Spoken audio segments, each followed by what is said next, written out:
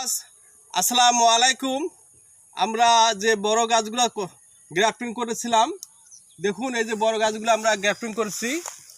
এখন আমাদের করণীয় হলো এই দেখুন এই কুশিগুলো ভেঙে দিতে হবে। এই যে মাল আমাদের হয়ে গেছে, এই কুশিগুলো ভাঙলে এই গাছটা রস বেশি পাবে, ফুলফালিটা হয়ে যাবে। এই দেখুন এগুলো সব হচ্ছে। এখন আমার করণীয় হলো এই কুশিগুলো ভাঙিয়ে দেওয়া। এই কুশিগুলো আমরা ভাঙতে হবে।